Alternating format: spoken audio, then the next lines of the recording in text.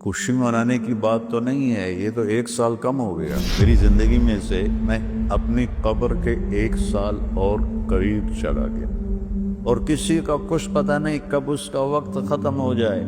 ایک دن اس کا الٹ ہو جائے گا، بچتے بچتے مر جائے۔ کتنے نوجوان کیا بوڑھے کیا موبائل سے کھیل کھیل اپنی زندگی برباد کر رہے ہیں، گیموں میں زندگی برباد کر رہے ہیں، چیٹنگ میں زندگی برباد کر رہے ہیں۔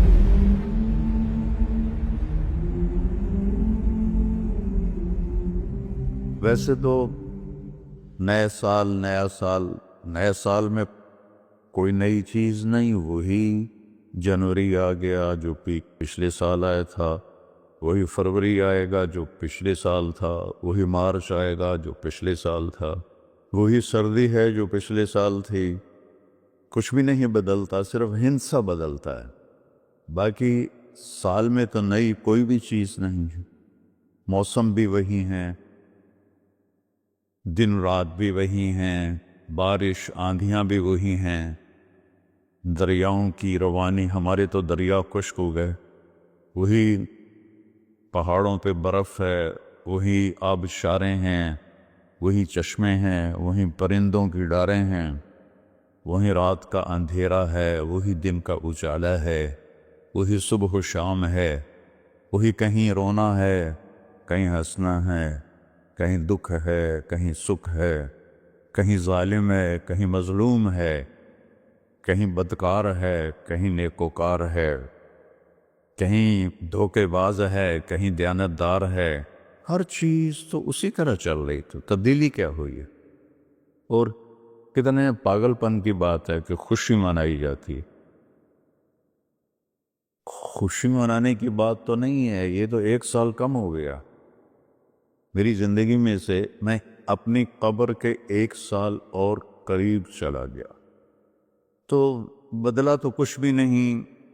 یہ جنوری شروع ہو گیا، پھر فروری آ جائے گا، پھر چلتے چلتے پھر دسمبر آ جائے گا، پھر ایسے موسم گم ہو جائے گا، اور ہماری زندگی کا 1 سال اور گھٹ جائے گا۔ کچھ چیزیں یاد رہ جاتی ہیں، حادثات، واقعات، باقی آدمی سب کچھ بھلا دیتا ہے۔ اتنی عمر گزار کے ماضی میں دیکھوں تو کچھ یاد ہے، اکثر بھول گیا ہے۔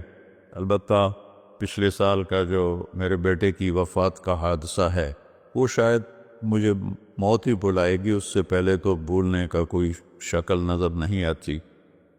اس کا وقت تھا، وہ چلا گیا۔ تو 2023 تو میری زندگی میں ہمیشہ ہی مجھے دکھ دیتا رہے جب تک میری زندگی باقی ہے۔ تو وقت ایک بہت بڑی دولت ہے۔ جن جن چیزوں سے وقت پیدا ہوتا ہے، اللہ نے سب کی قسم اٹھائی ہے۔ ہر وہ چیز جو وقت کے بننے میں استعمال ہو رہی ہے، اللہ اس کی قسم اٹھا رہا ہے، یہ بتانے کے لیے کہ یہ جو سانس ہے نا، اب یہ کبھی واپس نہیں آئے گا۔ گئی دولت واپس آ جاتی ہے، گئی صحت واپس آ جاتی ہے، گری عمارت دوبارہ بن جاتی ہے، لیکن یہ جو سانس وقت نے لیا ہے واپس نہیں آ سکتا ہے۔ دن اور رات کتنے بڑے ڈاکو ہیں کہ علل اعلان ہماری زندگی کو کھاتے جا رہے ہیں، کھاتے جا رہے ہیں، کھاتے جا رہے ہیں۔ کوئی ہمارے 100 روپے جیب سے نکالے تو ہم کہتے ہو یہاں جمعے میں آ جاتے ہیں جیب کترے، وہ موبائل نکالتے ہیں، اور جی میرا موبائل نکل گیا، ذرا ہوشیار بھی رہنا، پتہ نہیں آئے نہ بیٹھے ہوئے تو وہ میرا موبائل نکل۔ لیکن یہ سانس، ایک لمحہ جو نکلا ہے، اسے تم واپس نہیں لا سکتے۔ سورج چاند کی گردش الٹی نہیں ہو سکتی۔ تو اس کی اہمیت بتانے کے لیے اللہ تعالیٰ نے ان ساری چیزوں کی قسم اٹھائی۔ والشمس وضحاها والقمر اذا تلاها والنہار اذا جلاها واللیل اذا یغشاها والسماء وما بناها والارض وما طحاها ونفس وما سواها۔ 7 چیزوں کی اکٹھی قسم اٹھائی ہے اللہ تعالیٰ نے۔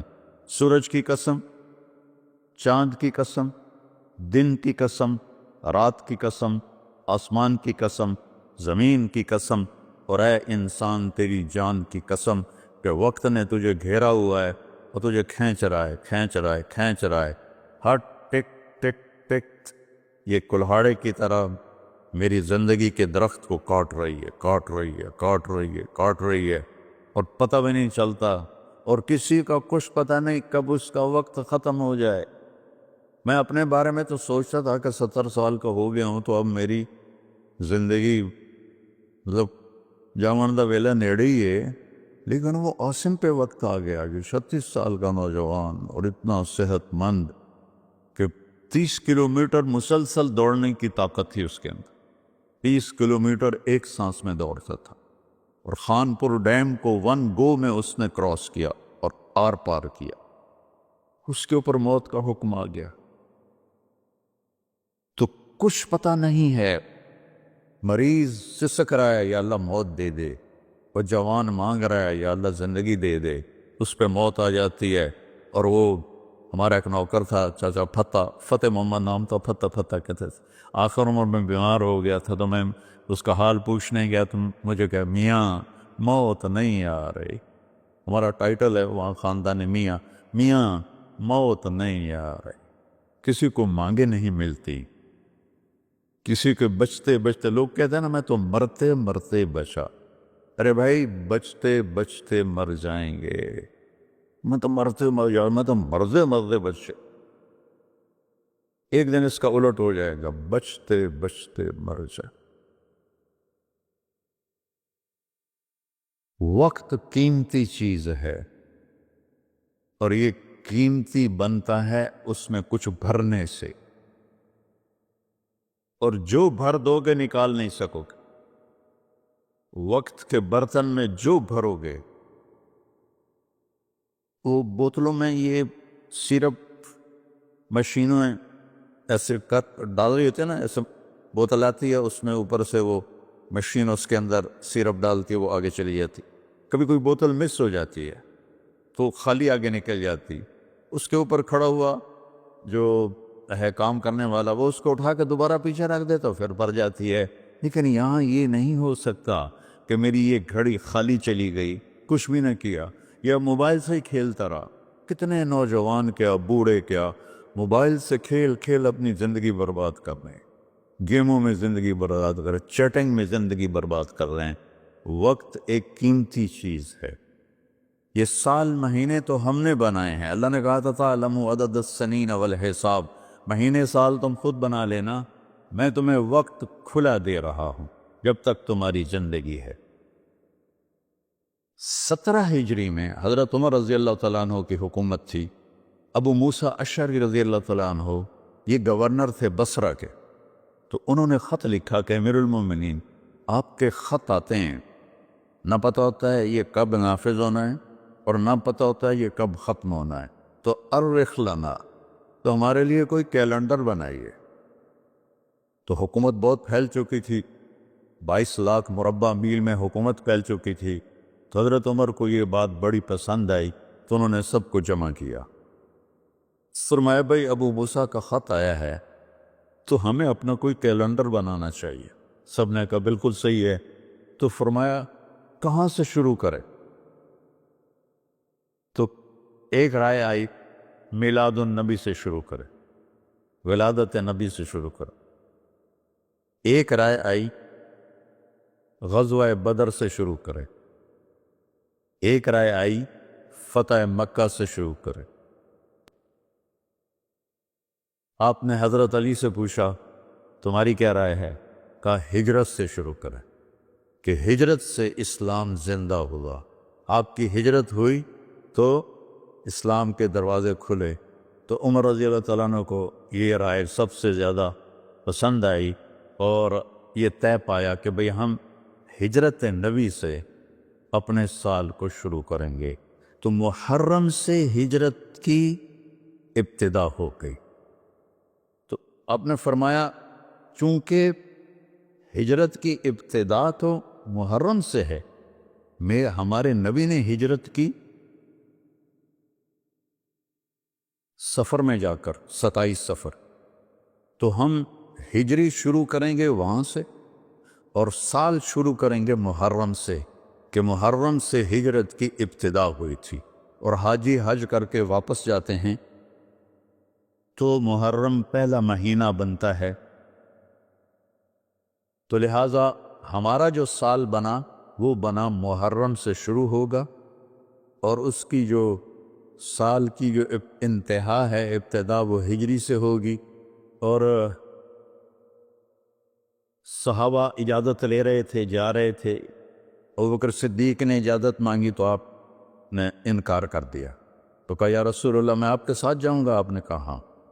حضرت عمر رضی اللہ عنہ نے اجازت مانگی، آپ نے دے دی، تو حضرت عمر رضی اللہ تعالیٰ عنہ نے زرہ پہنی، تلوار سجائی اور بیت اللہ کا طواف کیا، اور جہاں سارے قریشی بیٹھے تھے وہاں کے کھڑے ہو گئے، کہا بھائی جو یہ چاہتا ہو کہ اس کی بیگم بیوہ ہو جائے، بچے یتیم ہو جائیں، تو یہ میں مکہ چھوڑ کے جا رہا ہوں، جس مائی کے لال میں طاقت آئے اور مجھے روک کے دکھائے۔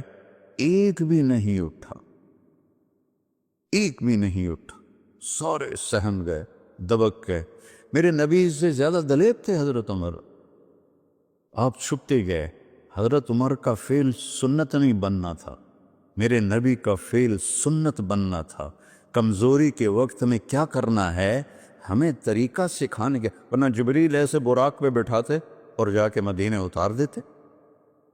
امت کو سبق دینا تھا جب تم کمزور ہو تو پھر اس وقت تم نعرے بازی نہ کرو، اپنی طاقت کو حاصل کرو۔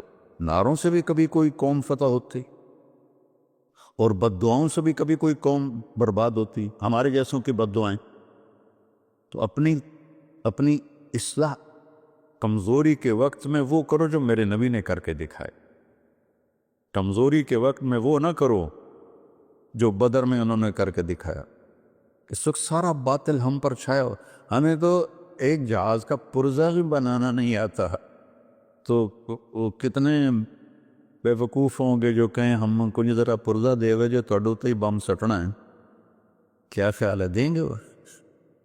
جب تک ہم اپنے وسائل پہ، جب تک ہم اپنے علم میں، دیکھو چائنا والوں نے جا کے انگلینڈ میں علم نہیں سیکھا، امریکہ میں علم نہیں سیکھا۔ ہمارا ہر محکمہ، چاہے وہ فوج ہو چاہے وہ سول ہو، امریکہ جا رہے ہیں، انگلینڈ جا رہے ہیں سیکھنے کے لیے۔ ارے دشمن بھی کبھی سکھائے گا کچھ؟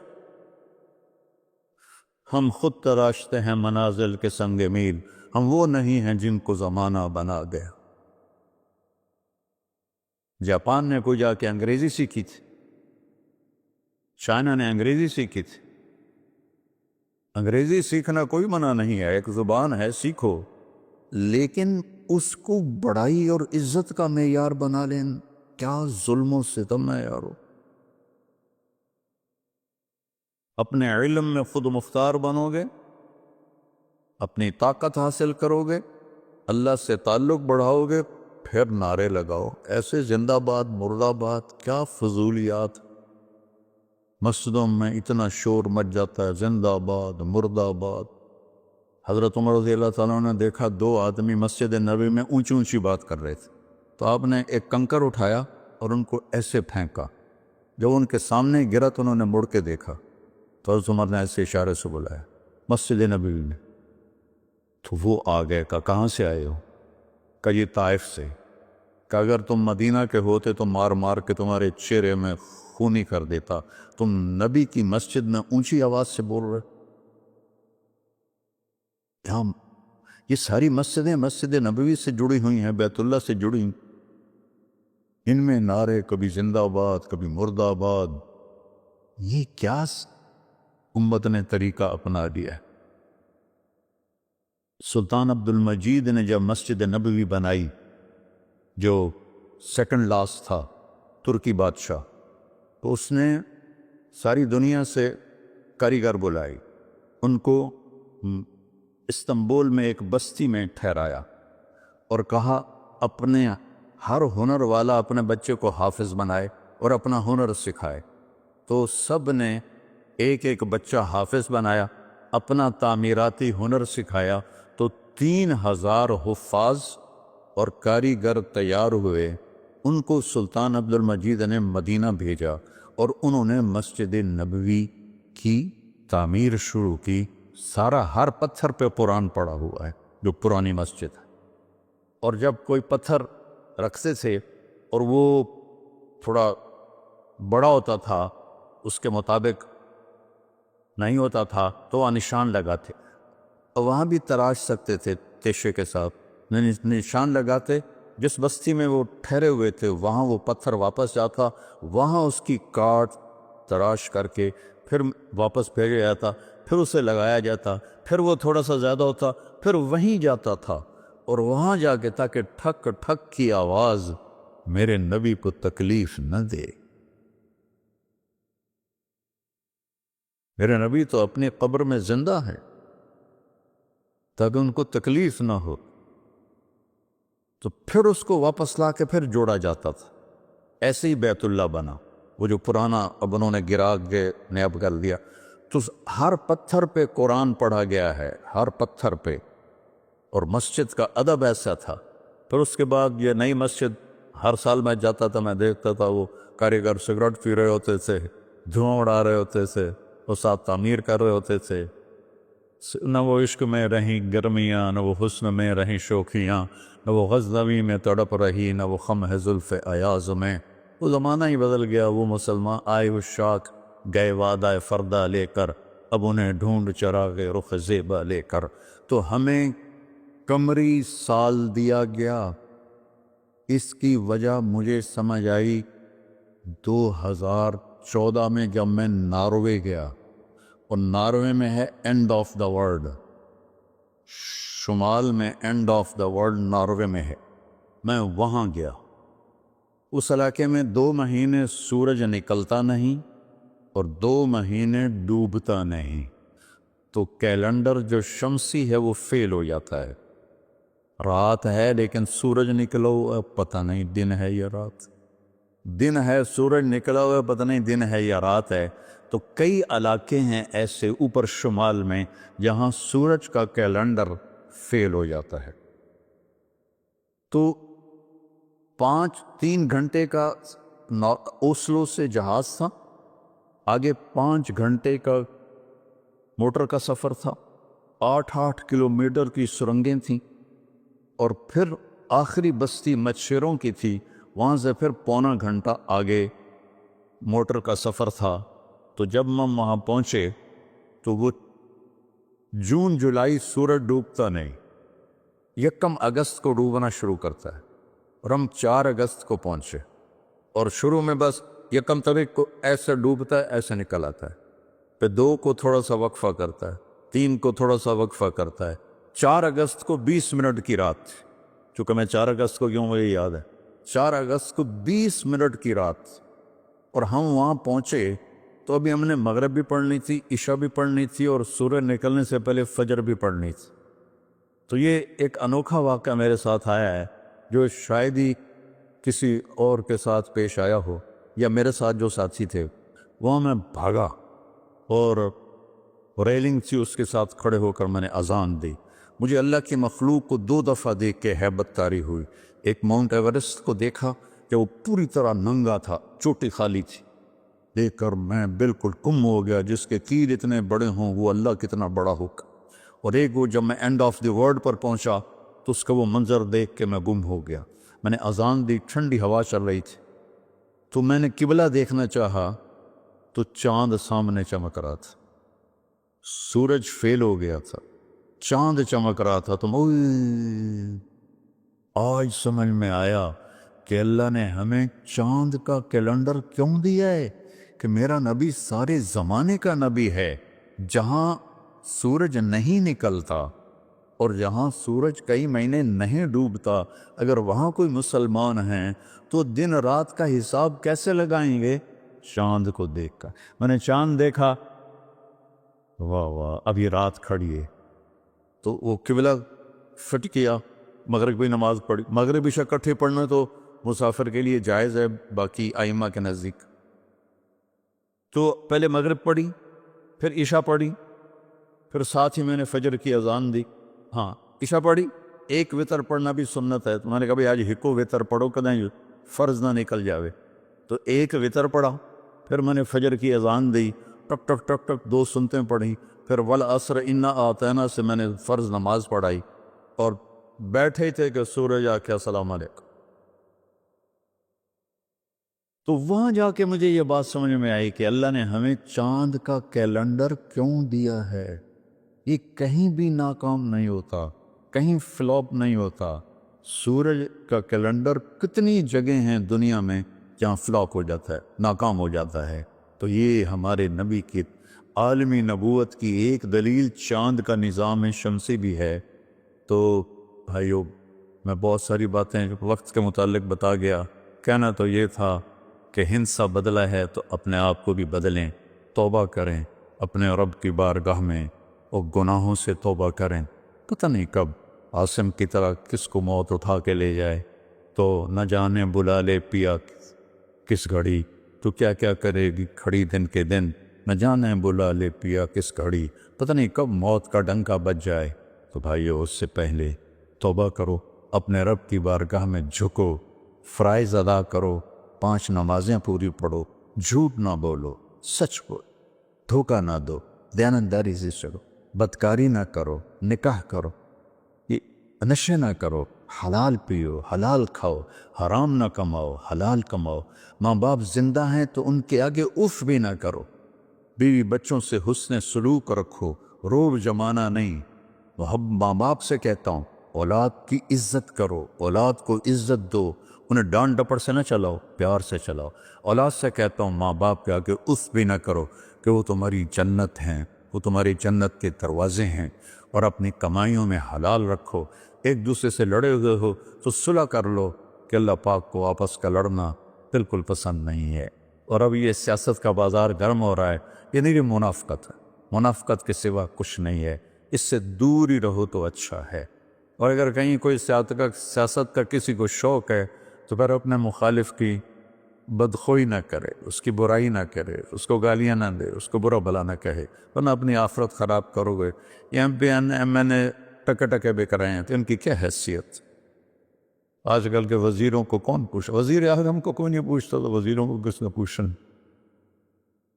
جب میں لاہور پڑھتا تھا تو مغربی پاکستان ہوتا تھا ایک صوبہ، اور اس کا گورنر تھا امیر محمد خان اکیلا، اور پورے مغربی پاکستان کے 11 وزیر.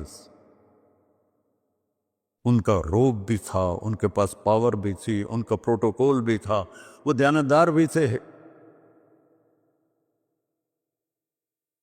کیا کریں، اپنے اوپر ہی روئیں، آنسو بہائیں. تو بھائی توبہ کرتے ہو سارے؟ کہو میرے ساتھ، یا اللہ میری توبہ. پھر کہو یا اللہ میری توبہ. پھر کہو یا اللہ میری توبہ. انشاءاللہ ہماری توبہ قبول ہوگی.